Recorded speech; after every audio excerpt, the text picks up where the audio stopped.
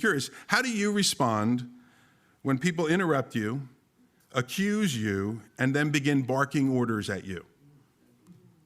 Martha, Martha.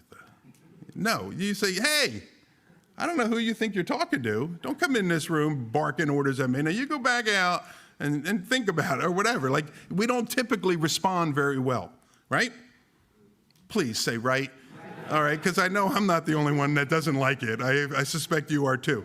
And so Jesus here, look at his response. He sees this even as a teachable moment. He has an opportunity to be offended by the way she comes in and begins ordering him around and accusing him and so on. But he sees this as a teachable moment. He's the rabbi. She's one of his disciples. She needs to learn. This is an area she needs to learn in. And so he says to her, after gently addressing her by her name, he says, you're anxious and troubled about many things, but one thing is necessary.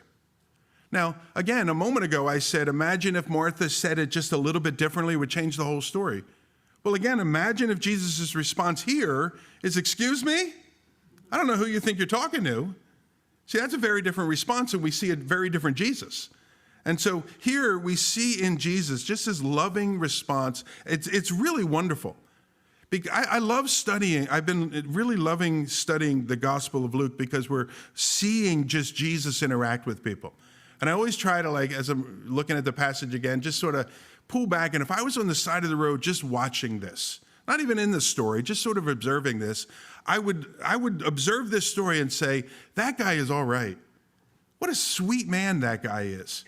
And just in a very loving and kind and gentle and patient response, he's teaching her, but he's also teaching the other disciples that are observing him, just like we are as we read this passage. This is the type of response God would have for us. As people wrong us and we experience that, how do we respond to them? Can we do it in a very patient and calm and gentle way? In a way that restores the person? Because she had gotten off track. She was dragged away. She was distracted. And Jesus' response now is going to go a long way to determining if she's going to get back on track.